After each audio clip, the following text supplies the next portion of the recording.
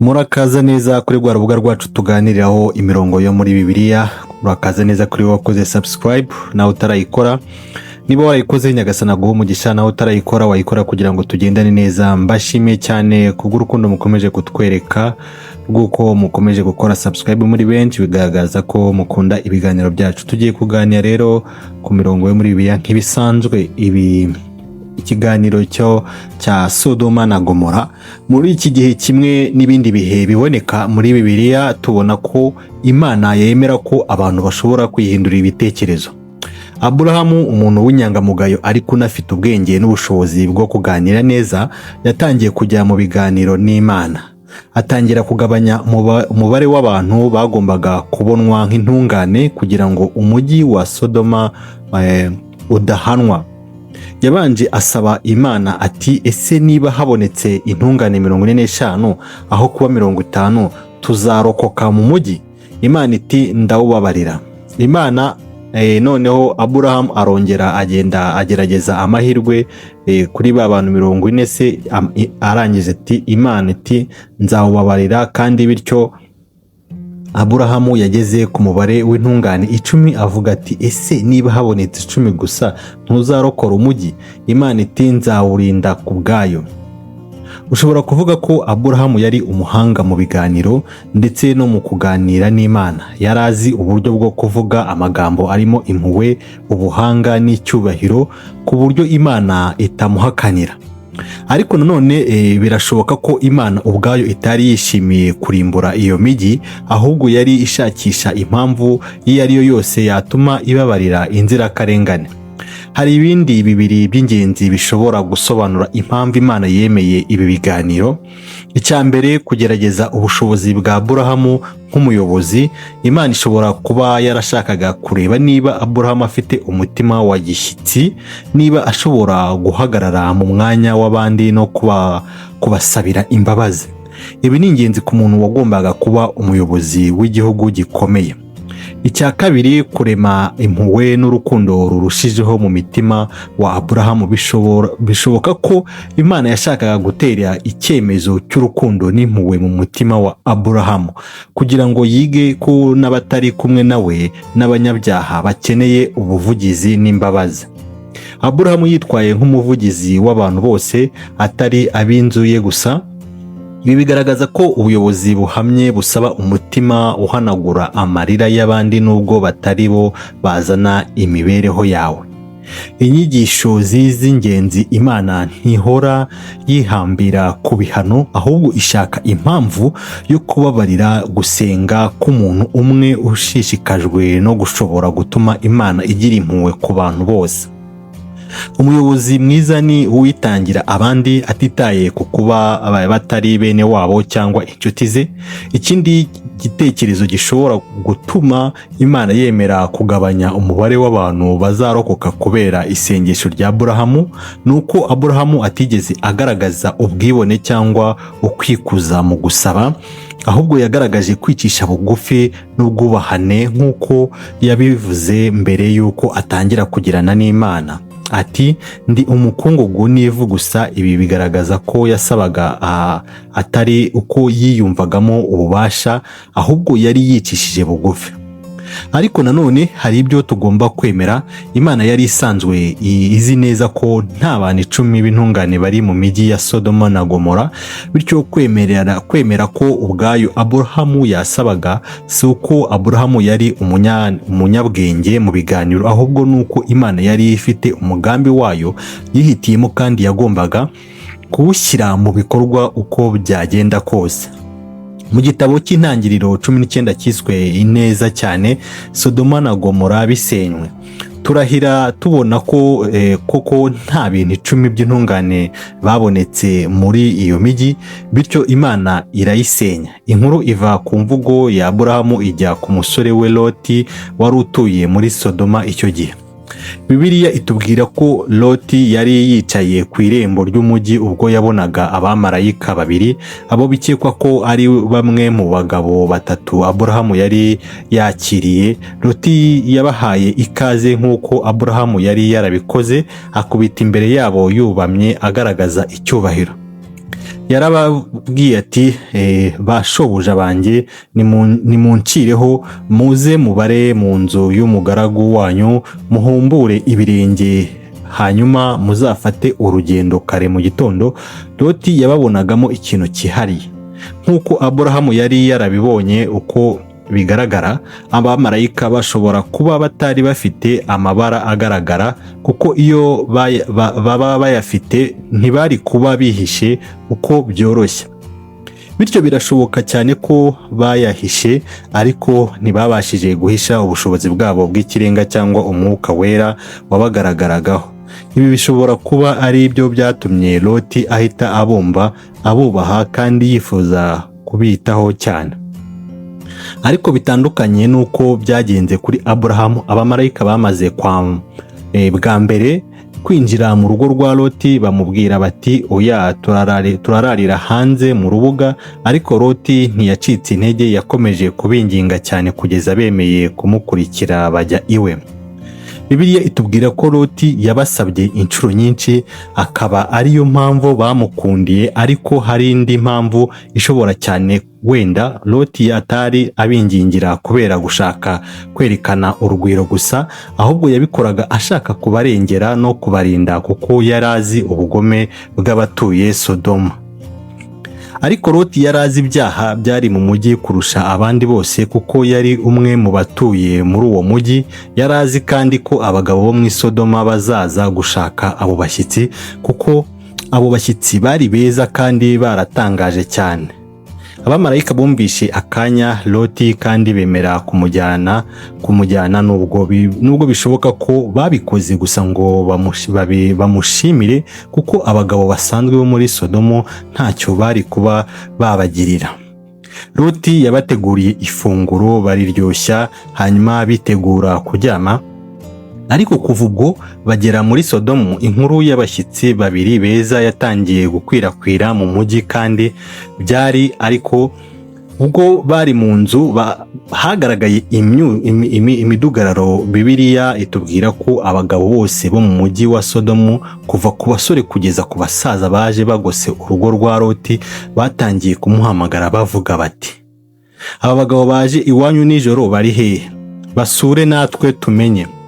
Aha ijambo kubamenya muri Bibiliya rikoreshwa nk'ikimenyetso cy'imibonano mpuzabitsina, bivuze ko aba bagabo baje bagamije gusambanya abo bashyitsi. Abamarayika bari bafite isura y'abantu. Ibi bigaragaza ukwangirika gukomeye kwari mu mutima w'abatuye Sodomu, aho batitaye ku nshingano yo kwakira abashyitsi cyangwa uburenganzira bwabo, ahubwo bashishikajwe gusa no kubasambanya batitaye no ku bushake bwabo. Ntibigeze banabaza abo bantu abo ari bo cyangwa impamvu baje. Icyari kibashishikaje ni irari ryabo. Bibiliya ivuga ko abagabo bose b'umujyi, bato n'abakuru, bari bagose urugo, bivuze ko nta n'umwe wagiraga gutinya Imana cyangwa kugabanya ibyo bikorwa. Loti yagerageje kubinginga ababwira ati, bavandimwe, ntimukore ibi byaha bikomeye. Ariko uburyo Loti yagerageje kubahagarika nubwo butateye impungenge, ahitamo kubaha inkundo ze ebyiri nk'ingurane. Ati, dore mfite abakobwa babiri batararyamana n'umugabo, ndabazana mubakoreshe icyo mushaka, ariko ntimugire icyo mukorera aba bagabo, kuko baje kuruhukira mu nzu yanjye. Ibi ni ibintu bibabaje cyane. Nubwo Loti yari afite umutima wo kurengera abashyitsi, uburyo yabigenje nabwo bwari bwuzuyemo ubunyamaswa n'ubusumbane, aho yiteguye gutanga abana be b'inkumi ngo bakorerwe ibyo irari ry'abagabo baryamana nabo bahuje igitsina ribategeka. Ibi bituma dusigara twibaza, ese mu by'ukuri Loti yari kurusha iki abatuye Sodoma? Cyangwa se nuko we atari yigeze yifuza gusambanya abashyitsi be, ariko yiteguye gutanga abana be? Nibyo abagabo muri Sodoma bagaragazaga imyitwarire iteye ubwoba mu kwiyegeranya bashaka gukora imibonano mpuzabitsina n'abamarayika, ariko uburyo Loti yemeye gutanga abakobwa be nk'igisubizo kirwanya ibyo nabyo birababaje cyane. Hari abashobora kuvuga ko kuko abagore icyo gihe bari bafatwa nk'abantu bo hasi mu muryango, ibyo Loti yakoze bishobora kuba bitarafatwaga nk'ibintu biteye isoni cyangwa amahano, ahubwo bishoboka ko mu gihe cyo kwakira abashyitsi abagore bafatwaga hasi kurusha abashyitsi bo mu rugo. Ibi bishingira ku muco wa kera w'ubushuti n'ubugiraneza, aho kwakira abashyitsi no kubarinda byafatwaga nk'inshingano iruta izindi zose, ndetse n'iyo byaba gutanga abo mu muryango wawe. Ese ikiganiro cyumva ute? Uramutse wumva wagikunze, kora subscribe ubaye utarayikora, kandi ubaye warayikoze ni byiza, kugira ngo tugendane neza. Ubaye ufite groupe wakoherezamo iki kiganiro ku bantu bakunda imirongo inkuru zo muri Bibiliya. Dukomeze. Ariko kandi icyo gihe ni kimwe mu gihe bikomeye bya Loti, kuko yitwaye nk'uwishushanya n'Imana, agerageza gucungura abashyitsi be abiguriye ibusugi n'ubusabane bw'abakobwa be, kandi abo bagabo atabazi neza. Ariko iryo tsinda ry'abantu ntiryigeze ryita ku bakobwa ba Loti, ahubwo baramurakariye, baramubwira bati, sohoka hano, uyu muntu aje hano nk'umwimukira, none ngo atubere umucamanza. Tuzagukorera ibirenze ibyo twagombaga kubakorera. Iryo tsinda ryari rimuhinduye urw'amenyo, risa n'irivuga ko nta gaciro na gake afite muri bo, kuko ari umunyamahanga. Hari abavuga ko Loti yashatse gukemura ikibazo mu buryo bwonyine yumvaga bushoboka, ariko bigaragara ko ahubwo byarakaje iryo tsinda kurushaho. Ntibari bamwubaha, bityo ntibari biteguye kumwumva, ahubwo ibyo yakoze byabateye kumwiyenzaho. Baramubwira bati, nimara kurangiza n'aba bagabo, nawe ni wowe ukurikiyeho. Ariko abamarayika baramufashe bamwinjiza mu nzu, maze mbere y'uko iryo tsinda ribasatira bararikubita ubuhumyi. Nibwo abamarayika babwiye Loti bati, hano hari abandi bagushishikaje. Babashyitsi bawe, abahungu, abakobwa cyangwa abandi bose bafite aho bahuriye nawe, bajyane ubakure muri iyi migi, kuko tugiye kuyisenya. Amaganya y'abantu bayo yageze imbere y'Imana, niyo mpamvu yatumye tuza kuyisenya. Abamarayika bari bamaze kubona ko Loti yari umuntu wubaha Imana, nubwo ibyo yakoreye abakobwa be byari ibingibi cyangwa se byari bibi, kuko ari we wenyine wari wabakiriye kandi utaragerageje kubagirira nabi. Kubera iyo mpamvu bashatse kumurokora hamwe n'abo bakunda. Ni naho Loti yatangiye kumenya uwo abashyitsi be abo ari bo, intumwa z'Imana. Ikirushijeho gukomera, Loti nubwo yabonye neza icyo abo bamarayika bari bagamije gukora, yahise yihutira kujya kubwira abahungu be bashyingiranywe na ba bakobwa be bati, nimuhunge iyi migi, kuko Uwiteka agiye kuyisenya. Ariko abo basore batekerezaga ko Loti ari kubakinira, kubabeshya. Ntabwo bamufashe nk'umuntu uvugisha ukuri, ahubwo baramusekaga. Bukeye bwaho mu gitondo, abamarayika bongera gushishikariza Loti guhita ava mu mujyi, kuko igihe cyari kigeze. Ibi bituma twumva ko Loti yaba yari amaze igihe yiruka ashaka gukiza abantu, cyangwa byibuze ababwira ko Imana igiye gusenya iyo migi, ariko ntibabyumvaga. Dukurikije uko Bibiliya ivuga, bari bakwiriye guhunga, ariko bigaragaza ko abantu bose bari bafite imyitwarire isa n'iy'abagabo bashakanye n'abakobwa ba Loti, bamusekaga cyangwa bakamufata nk'igisazi. Amaherezo turamenya ko Loti yahunganye gusa n'umugore we n'abakobwa be babiri, abantu 4 gusa ugereranyije n'abantu 10 Aburahamu yari yizeye ko bazaboneka. Muri iyi nkuru tunahabwa ishusho y'uko Loti yatekerezaga, kandi hari abavuga ko Loti atashakaga kuva i Sodomu kuko umutima we wari uharimo cyane. Ntiyihutaga guhunga.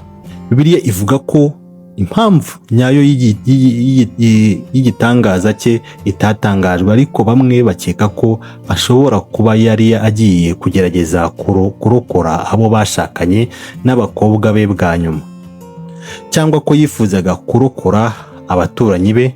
abandi bavuga ko Loti yatangiye gushidikanya ku byo babashyitsi bamubwiye kuko abantu bose bari babifashe nk'urwenya, nawe yumva ko atari akwiye kubifata nk'ibikomeye. Ariko abamarayika bafashe Loti ukuboko kandi hari igitekerezo cy'uko bamukuye mu mujyi ku ngufu.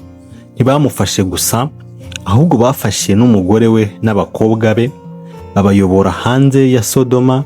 Birasa naho Loti atari akwiye kwizerwa kuko yazigira ubwe, cyangwa se yari amaze igihe kinini mu mujyi ku buryo abamarayika batari bizeye ko yazigirira koko yazibagirira, nuko bifata icyemezo cyo kumukuramo ku neza ye, wenda nk'ishimwe kubw'ubugwaneza yari yagaragaje mbere. Bamaze kugera hanze y'umujyi, abamarayika batanze amabwiriza akomeye kuri Loti n'umuryango we bavuga bati, ariko Loti asa n'uwirengagije impano yari yahawe. Abwira abamarayika ati, dore hari undi mujyi hafi hano nshobora kuwuhungiramo, ni akabande gato, reka mpungiremo. Ni gato cyane sibyo? Nubwo ari gato buzandokorera umuryango wanjye. Igitekerezo gishobora kuvugwa hano nuko Loti yari afite ukwizera ko abamarayika cyangwa Imana ubwayo bari bazi ibyo barimo gukora ku bijyanye no kurimbura Sodoma na Gomora. Bishoboka ko Loti yatekerezaga ko ibi byose ari ukwibeshya gukomeye, ari nabyo byamuteye gushidikanya, kandi koko atari Sodoma. Loti ntiyari gukomeza kugira aho atura, byari kumusaba kujya gutura mu misozi aho ubuzima butari kuba bworoshye kuri we. Niyo mpamvu yasabye abamarayika ko barokora ko ako kabande gato bakazamenyekana ku izina rya Zowuri, byo bita Zowari, kugira ngo nyuma yo kurimbuka k'umujyi munini abonaho kuba. Abamarayika basa n'abemeye ibyo yasabye, kandi baratekerezaga ko Loti agera i Zowari mbere y'uko umugambi wo kurimbura ushyirwa mu bikorwa. Mu ntangiriro 19:24 kugeza kuri 25 haravuga uburyo Imana yarimbuye imijyi ya Sodoma na Gomora n'akarere kabegereye. Handitse hati, Uwiteka yasesekaje umuriro n'amazuku biva mu ijuru kuri Sodoma na Gomora. Uko niko yarimbuye iyo mijyi yose n'umurima wose, arimbura n'abari batuye iyo mijyi bose, ndetse n'abimera byose byo muri icyo gihe. Wibuke ko mu ntangiriro 19 kugeza ku 17 abamarayika bari babwiye Loti n'umuryango we ko bagomba guhunga kugira ngo bakize ubuzima, kandi ko batagomba no kureba inyuma.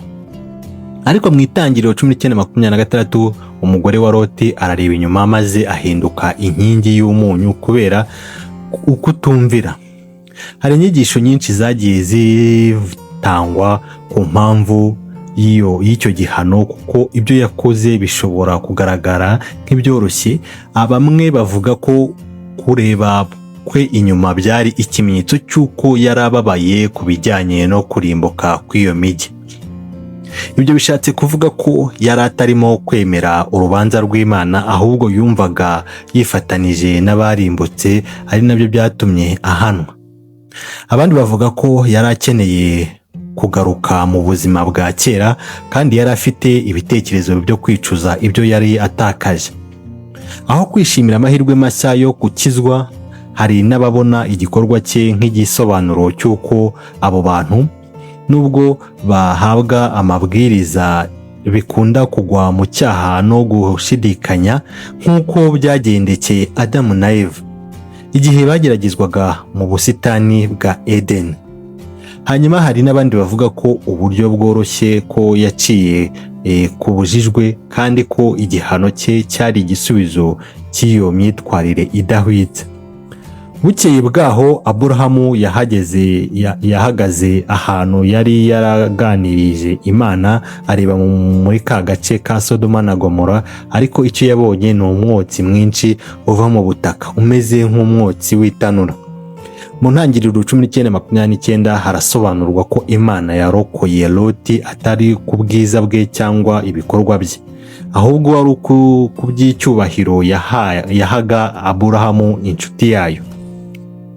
Ibyo Aburahamu abonye ku murwa warimbutse birimo inyigisho zikomeye ku bemera ko Imana ifite ububasha bwo guhana icyaha, ko twakagombye kwitondera amabwiriza yayo, kandi ko imbabazi zayo zishobora gukururwa n'abakiranutsi nk'uko Loti yarokowe ku bwa Aburahamu. Icyambere, iyi nkuru yerekana imbaraga z'Imana zidafite urugero, kuko ububasha bwayo bushobora gusenya imijyi yose ntihagire ikiyisigaramo. Ibi kandi bigaragaza ko abakiranutsi bakwiye kugira umutima wuzuye ishimwe ku Mana, nk'uko Aburahamu yishimiye cyane ukuntu Imana yakijije mwene se. Mu musozo, iyi nkuru igamije kwibutsa abayemera ko icyaha ari kibi cyane, kandi ko abatawemera bazagerwaho n'ingaruka zikomeye. Mu gice cya nyuma cy'igitabo cy'intangiriro 19 tubona Loti n'abakobwa be babaye muri bwa buvumo mu misozi, bisa nk'aho batinyaga gusubira kubana n'abandi muri Zawori nyuma y'ibyago bikomeye bari baherutse guhura nabyo. Ibi ni ibintu igihe Loti yari yarasabye abamarayika uburenganzira bwo guhungira i Zawori aho kujya mu misozi, kandi barabimwemereye. Ariko biratangaje kuko amaherezo ye yari mu misozi nyine, aho yari yirinze. Nyuma y'igihe gito abakobwa be batangira kubona ko niba bagiye gukomeza kubaho muri ubwo buvumo batazigera babona abagabo, bityo ntibazabasha kubyara cyangwa gukomeza umurage w'umuryango. Icyo gihe rero umukobwa mukuru afata umwanzuro wo gusindisha se Loti kugeza ubwo atakimenya ibimurimo. Amaze gusinda bikabije, uwo mukobwa amuryamaho maze amusaba inda. Bukeye bwaho umukobwa muto nawe abigenza uko, agasindisha se akamuryamaho nawe akamusaba inda. Bibiliya ivuga ko muri ayo masaha yombi Loti atigeze amenya ibyabaye, kuko nta na rimwe yamenye igihe baryamanye cyangwa igihe bazamutse. Mu gice gikurikira intangiriro 19:36 kugeza kuri 38 Bibiliya ivuga ko bombi basamye inda kuri se. Umukobwa mukuru yabyaye umuhungu amwita Mowabe, ari we wabaye sekuru w'Abamowabu. Umukobwa muto nawe yabyaye umuhungu amwita Benami, ari we wabaye sekuru w'Abamonami. Icyo ni uburyo buteye isoni n'agahinda cyane ko igice kirangiramo abana b'abakobwa ba Loti bashutse basindisha se kandi bakaryamana nawe. Ibi ni ibintu byafatwa nk'ihohoterwa rikomeye n'ubusambanyi bukabije hagati y'abavandimwe. Hari n'ironi iboneka muri inkuru aho Loti kubera ubusinzi bwe yikoreye igikorwa cy'isoni n'agahomamunwa kimwe n'icyo yari yigeze gutanga nk'igisubizo ku buterabwoba ry'abo bagabo ba Isodoma. Aryamana n'abakobwa be. Birangiza umutwe wa 19 mu gitabo cy'intangiriro, umutwe ushimishije cyane nubwo wuzuyemo ibintu byinshi biteye urujijo mu myitwarire y'abawugaragaramo. Tubonamo Loti utanga abakobwa be ngo basambanirwe n'abantu nk'aho ntacyo bamubwiye, hanyuma tukongera tukabona abo bakobwa be ari bo bamukoresha imibonano mpuzabitsina mu gihe yari asinziriye kubera inzoga, kandi ageze mu zabukuru ku buryo ntacyo yashoboraga gukora ngo abyirinde. Tubona kandi umugore wa Loti watesheje agaciro amabwiriza y'abamarayika b'Imana maze ahanirwa kubera ubupfapfa bwe. Abagabo bo muri Sodoma nabo tubabonamo isura mbi, cyane cyane barangwa n'ubusambanyi, uburaya n'ubusahiranda budasanzwe, bigatuma baboneka nk'abanzi nyakuri muri iyi nkuru. Ariko ndakeka ko buri wese muri mwe afite uko abibona.